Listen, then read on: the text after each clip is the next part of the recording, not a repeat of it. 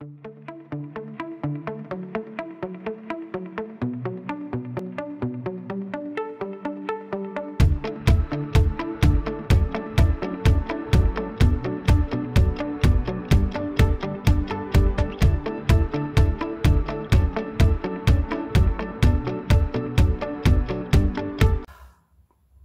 tout le monde. Donc je vous le disais tout à l'heure dans la petite vidéo très courte pour vous présenter ce que j'avais fini. Bah oui, comme j'ai pas mis l'abonné, bah je me suis dit autant vous faire part de tout ça autrement. Donc j'ai fait une toute petite vidéo. Voilà. Pourquoi pas? Attendez, je vous redresse un peu parce que j'ai l'impression que vous êtes bancal quand même. Ah, attention le mal de mer, regardez. J'ai bouffé un clown aujourd'hui. Je sais pas pourquoi. Donc j'ai gardé mon plan de travail un petit peu, on va pas dire dégueulasse, mais beaucoup quand même. Bien cracra, voilà. Parce que la chose qu'on va faire après, en fait, c'est très salissant. Voilà, tout simplement. Enfin, c'est toujours aussi salissant. Donc vous aurez besoin, comme je vous ai montré tout à l'heure, pinceau, pistolet à colle chaude. Attention, ça brûle. Du gesso, alors noir ou blanc, comme vous en avez envie, ou de peinture. Mais le mieux quand même, c'est de passer un coup de gesso avant, hein, forcément. Suivant le nombre de rouleaux que vous aurez à votre disposition, prévoyez les bougies qui vont avec. Voilà. Vous aurez besoin également d'un fil et d'une aiguille. Moi, les lampes, c'est celle-là. J'en ai tout un stock. Et je me suis dit, vu que c'est Halloween, pourquoi pas faire une petite déco autour de mon petit truc là que j'ai fait, parce que c'est super mignon. Et puis, du coup, ça fait un bel ensemble. Ça fait un peu, comment on va dire, gothique, hein, en fait. Donc ça fait très très Halloween quand même. Donc, comme je vous disais tout à l'heure, il me manque à finir le coffre, le dévidoir. Elle, tout compte fait, je sais pas si je vais pas la laisser comme ça, tout simplement. Et il y a mon truc à mouchoir où en fait je mets mes lingettes. Enfin quoi, en ce moment il a les mouchoirs vu que je suis vachement enrhumé. Donc eh ben, on attaque. Ah, et puis évidemment il vous faudra un ciseau. Hein. Hop, qui est là. Donc on attaque. Alors ne faites pas la même hauteur, vous allez voir c'est super simple à faire. Ne faites jamais la même hauteur. Ne vous prenez pas la tête pour couper. Vous allez voir que là, ouais. Hop, on va faire 4 bougies. C'est super simple à faire. Le plus dur, c'est de ne pas se brûler.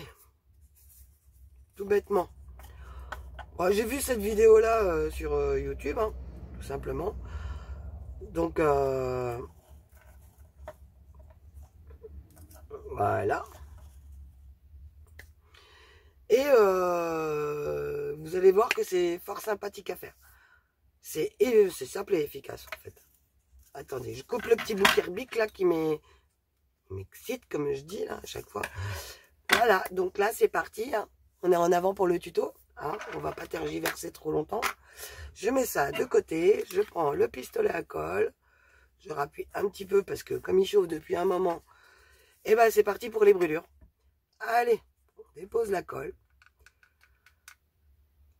Alors on fait des coulures. Alors moi c'est un pistolet à colle haute température. Hein. Je tenais à préciser quand même. Donc on n'hésite pas, on fait des coulures. On peut faire plein de bavures comme on en a envie. Hein. Donc l'intérêt c'est que ça coule. On laisse faire aussi le truc. Hein. Hop. On va essayer de couler. Donc moi, du coup, vu que c'est à haute température, c'est un Bosch. Hein. Il est très long à... Enfin, la colle est très très longue à sécher. Et on fait le tour.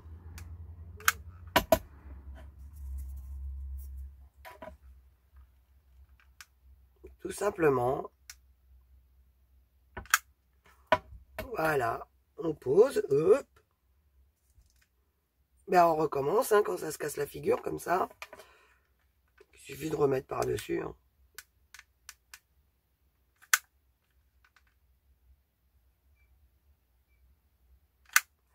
Voilà. Bon, ce coup-ci, on va s'y prendre autrement. Hop. Et c'est chaud. Voilà. Tac.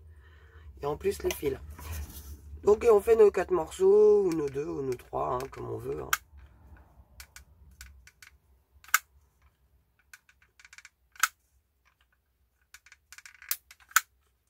Et surtout, on est généreux avec la colle.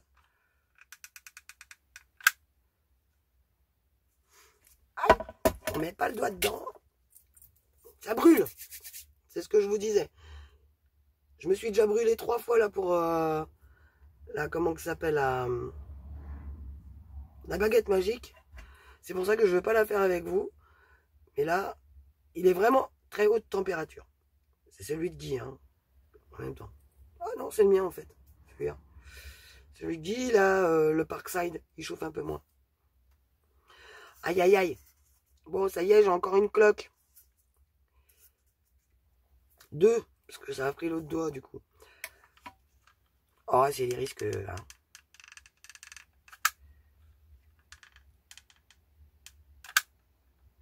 Hop. On va faire comme ça.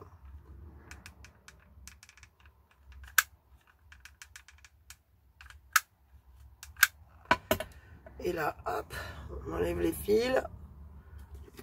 On va pas se la faire à l'envers constamment. Ah bah. Hop. Tac, sans qu'elle se touche. C'est chaud, ça brûle. Hein. J'ai une belle cloque. Oh. C'est pas grave. Là, je vais plutôt la prendre dans ce sens-là.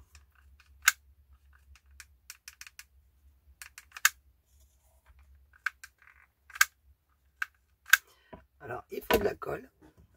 Je vais remettre un bâton.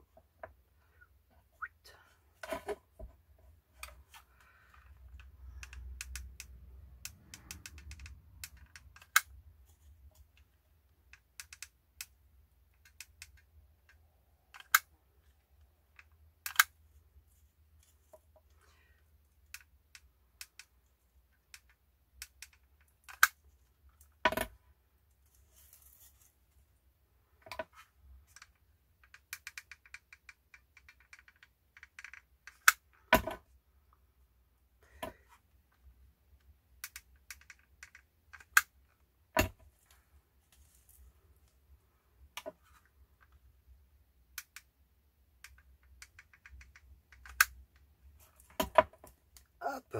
Quand ils sont grands, c'est plus facile, hein, mais les petits, c'est pour ça que je voulais commencer absolument par les petits, parce que je savais ce qui allait se passer, hein, tout simplement. Oh, et après, hein, j'irai mettre mon doigt dans l'eau chaude, dans l'eau froide, pardon.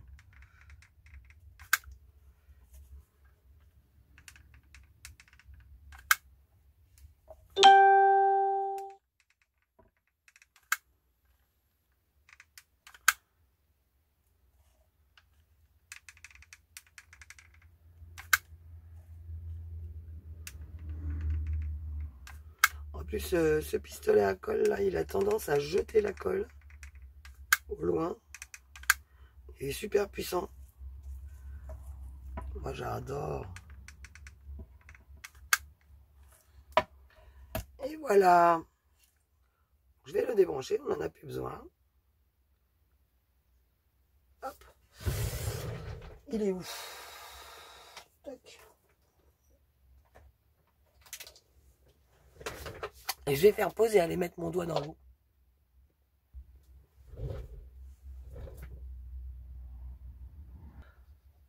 Alors, ça va un petit peu mieux.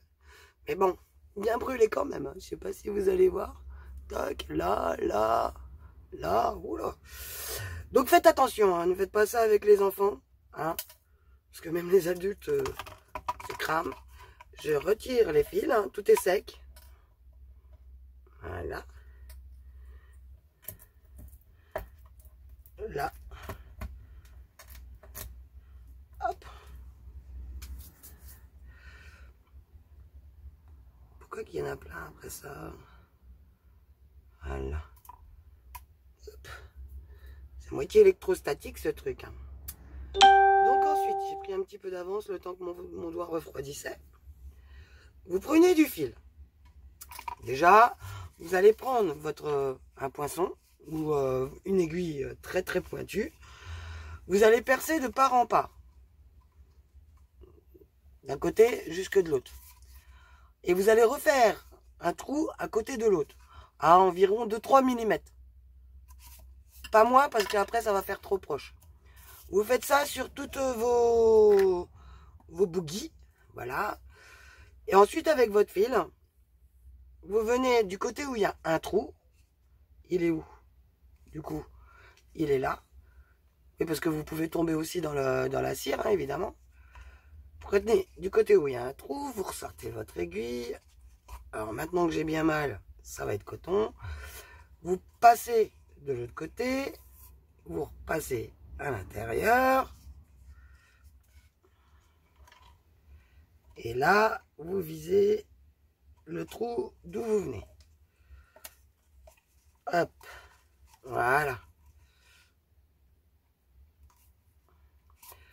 Vous tirez le tout pas trop fort parce qu'il faut pas déformer non plus. Et là, vous faites un nœud. Tout simplement. On aurait pu faire 2 trous, mais c'est largement suffisant de faire comme ça. Donc, qui peut le plus, peut le moins, hein, j'ai envie de vous dire. Hop. Et là, vous coupez le fil qui dépasse. Hop. Au plus court de votre nœud, hein, sans qu'il se défasse. Me voilà bien handicapé maintenant. Oh là là là là là là. Ah, fallait que ça m'arrive. Encore. Donc ensuite, vous prenez, hop, j'ai un trou ici, 2 trous là, on repasse, hop, on vise le trou, tic, on ressort notre ficelle, ou ce que vous aurez choisi, hein, un simple fil de couture. Là j'ai pris du fil de coton rouge du carnet de l'autre fois parce qu'il m'en restait, et tout simplement aussi comme ça vous le voyez bien. Voilà. Alors quand il manque l'index, tac, et voilà. Et là on prend et on coupe. Tac, belle. Voilà, vous le faites 4 fois, ce qui va vous permettre en fait de pouvoir retenir vos bougies, comme ceci. Donc vous allez voir qu'après, bah, vous testez, hein, en espérant l'avoir bien mis. Alors c'est environ, celles-ci elles font 2 cm et demi de hauteur. Donc voilà, ça les fait tomber pile poil à la hauteur. Et là, on change de fil du coup.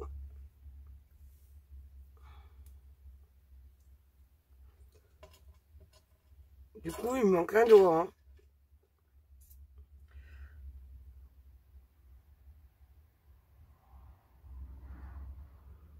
Hop.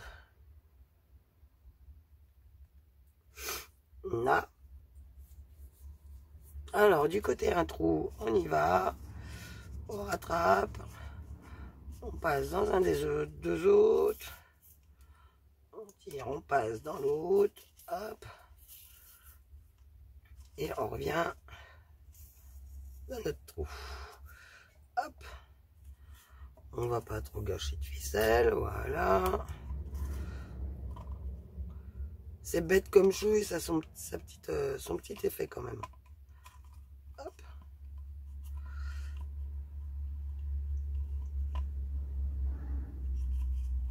Hop.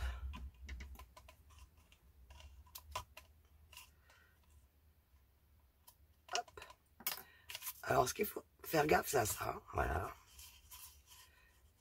Donc moi ce que je vais faire là, je vais faire un 2e trou. Quand ça vous arrive, c'est pas la peine de vous enquiquiner. Vous faites un deuxième trou, vous plongez votre aiguille dedans, vous récupérez le nœud là que vous avez fait, tac, et vous repassez dans le trou d'avant. Alors, dans le trou d'avant, dans le trou d'à côté, voilà, comme ça, tac. Et là, quand vous allez tirer, pouf, ça se remet en place. Il n'y a pas besoin de chipoter.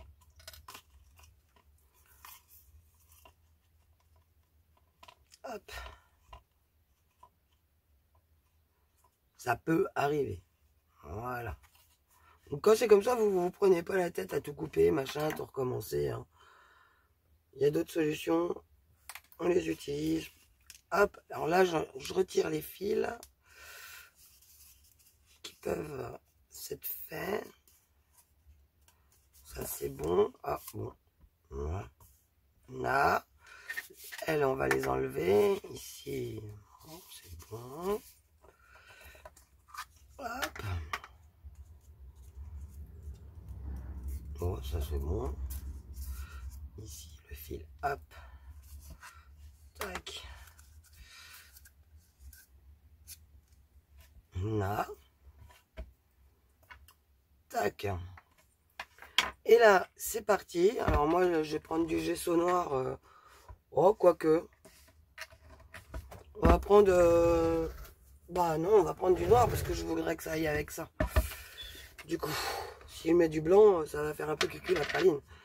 Et là, la base, je viendrai la peindre aussi en blanc. Voilà.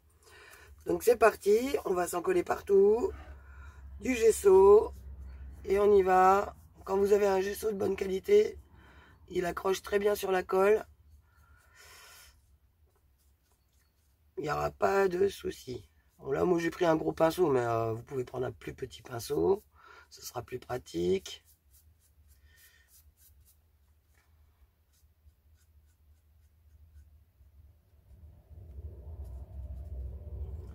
Hop. Passez bien partout. Aïe. Alors, le Amsterdam, hein, maintenant que je l'ai bien eu le temps de le tester, franchement, il est super. Rien à dire. Il sèche super vite. Il fait pas de traces comme bah, mon PBO avait tendance à faire un petit peu de traces. Les coups de pinceau en fait. Et là, pas du tout. Il est nickel. Il se lisse en fait tout seul. Donc un coup dans un sens, un coup dans l'autre.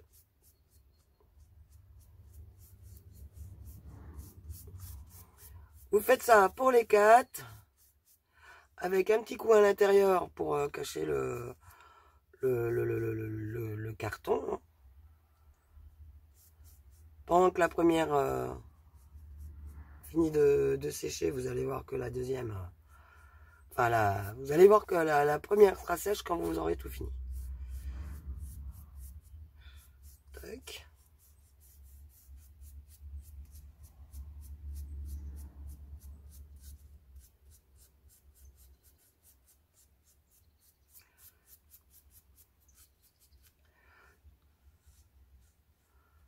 Voilà, il suffit juste de refaire un petit peu le bord. Hop.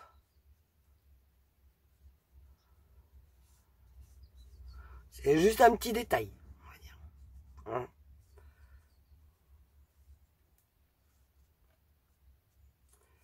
Hop. On s'assure par contre qu'on est bien passé partout où il y a la colle et tout, parce qu'après, à y regarder de près quand même, ça pourrait faire moche si vous y posez sur une table. Parce qu'à Noël, vous pouvez en faire des multicolores, hein, enfin vert, rouge, or, ça coûte rien, c'est de la récup, c'est totalement dans un esprit scrap, c'est de la récup, c'est un DIY, hein, comme on dit, hein. Do it yourself, je crois que ça c'est en fait. DIY. D-I-Y. Il me semble que c'est ça, mais voilà.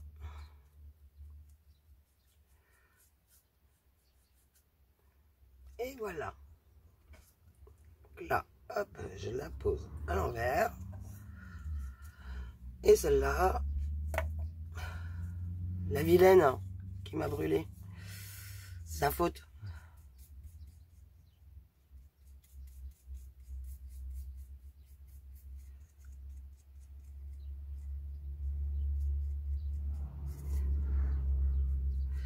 Et après, en fait, avec des patines, bah, vous allez faire ressortir les aspérités que vous aurez données avec votre colle. Et c'est ça qui va faire jolie et qui va la rendre un peu plus réaliste. Alors j'en ai vu beaucoup sur internet, mais en fait, je les trouvais fadoches. Elles étaient blanches, toutes blanches. Ça faisait un petit peu église. Je me suis dit pourquoi même pas mettre un petit peu de fantaisie, puis vous proposer un petit peu de fantaisie également. Quand même, ça va être Halloween, ça va être Noël. Donc on peut très bien s'amuser à décorer notre table d'Halloween, la transformer après pour le Noël, notre table d'Halloween. Nos fenêtres, par exemple, pour Halloween. Et puis après,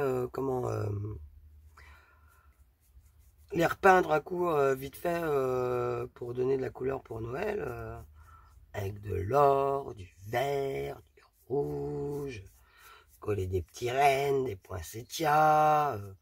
Je sais pas, moi je vous donne des idées pendant que je suis en train de faire ça. Et là, vous me dites, ça se trouve, vous êtes en train de vous dire, ah bah oui, mais bien sûr, elle a raison, Isa. Hop.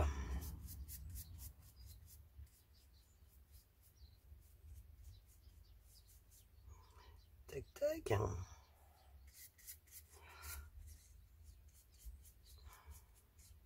Me voilà bien handicapé quand même avec ce doigt là qui a été bien cramé. Je pourrais mettre mon doigt dans la vaseline. Remède de grand-mère. Bon, évidemment, comme d'habitude, il faut aimer avoir les papates dedans.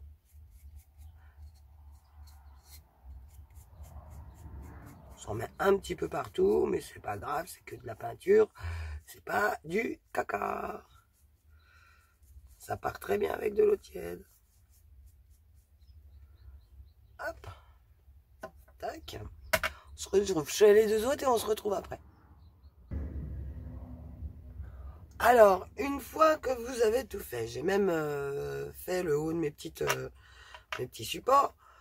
Vous n'avez plus qu'à customiser un petit peu.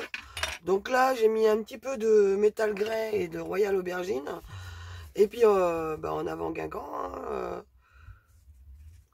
j'ai pris mon gros pinceau à poil qui est quand même vachement dur. Et puis, voilà, quoi.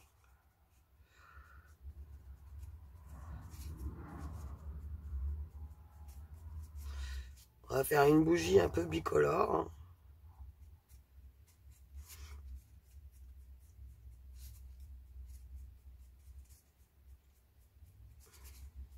Parce que j'en ai envie, parce que vous pouvez faire ce que vous voulez. Moi, j'ai juste envie de la faire bicolore à chaque fois. Donc voilà. Donc ça donne ça. Donc on en prend une autre.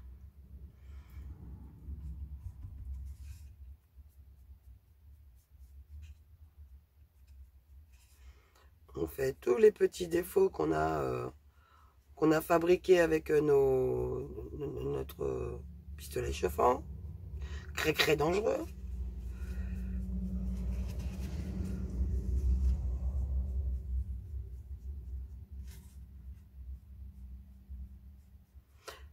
Moi, je prends bien garde de ne pas aller trop loin.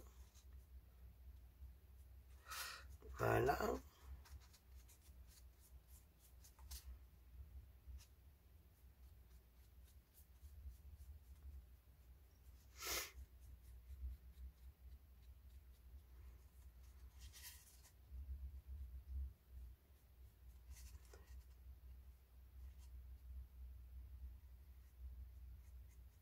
On s'applique.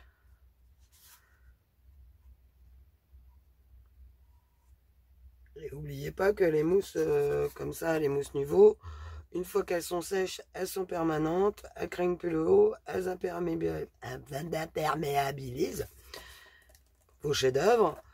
Mais en plus, vous pouvez repasser après par-dessus avec une autre mousse. Si vous avez envie de changer la couleur, la suivante sera aussi couvrante que la première de la façon où je les utilise là. J'aurais pu faire au doigt, mais ça aurait été beaucoup moins précis qu'au pinceau. Cependant, là, je laisse tirer et vous allez voir après.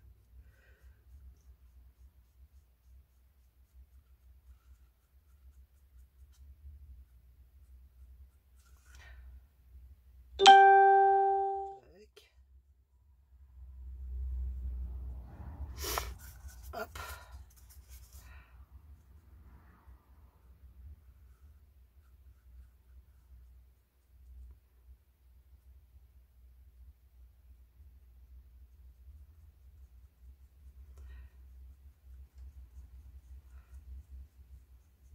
Parce que là, du coup, elle n'est pas brillante, elle n'est pas comme elle fait d'habitude, elle fait plus satinée.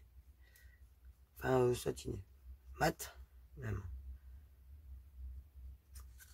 Elle fait son rôle de cire, en fait. Comme si, quand on pose un...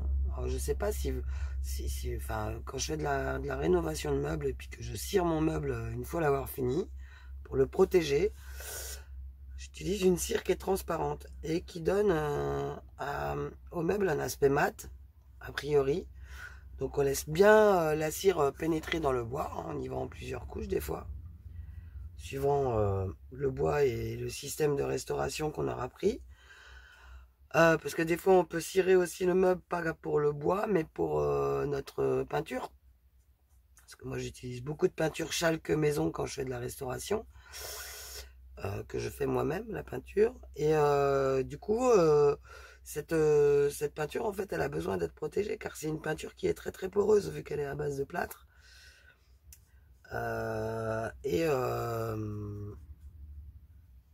Cette cire-là, qui fait mat, si on veut la rendre un petit peu plus brillante, il suffit juste de repasser un chiffon d'eau après derrière et de venir lustrer, et elle devient brillante, quoi.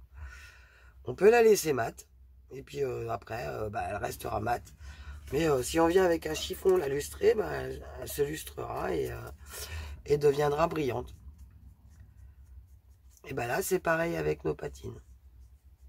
Si on les pose comme ceci, comme je fais, coupées avec de l'eau, elles resteront mates. Si on les fait avec, directement avec nos doigts,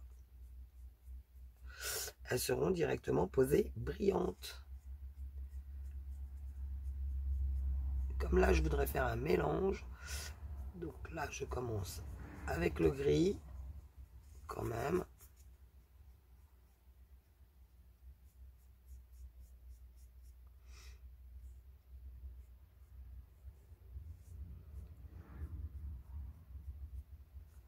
Hop.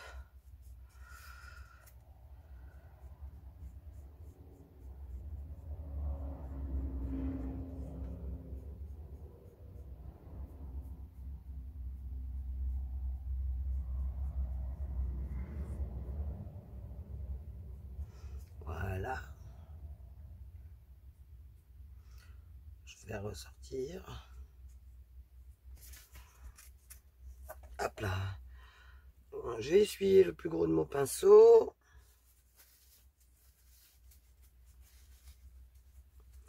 On met un max de couleurs et puis on est parti.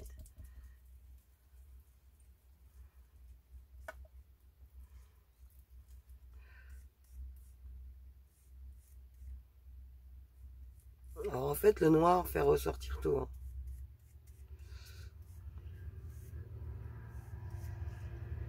Le gesso est une base.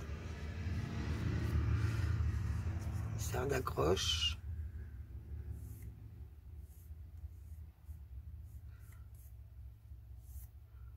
Après, c'est comme vous voulez. Hein. Vous pouvez commencer par votre couleur qui est en bas. Moi, je m'en fous de repasser après.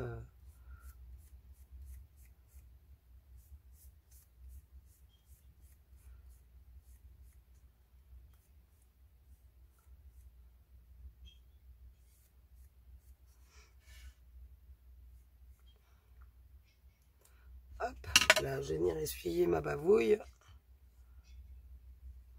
Voilà. Là aussi. Là aussi.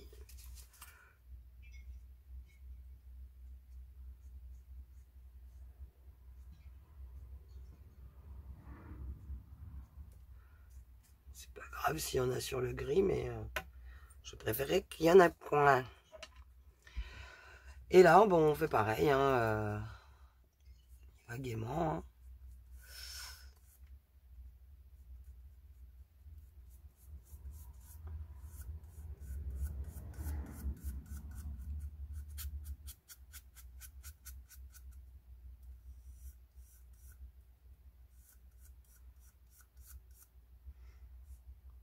On se retrouve après si vous voulez. Et voilà nos petites bougies. Donc je vais vous faire une petite photo, hein, parce que vu du dessus, ça doit pas être terrible. Ah, une petite photo, et puis je vais vous montrer ce que ça donne quand elles sont en place là où j'avais prévu de les mettre.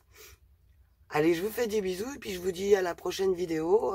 Voici les petites bêtes. Voilà. Tout simplement. Simple et efficace, aux couleurs d'Halloween, avec du violet comme j'aime, du gris. C'est impeccable. Je vous fais une photo et je vous mets ça au bout de la vidéo. Bisous, bisous.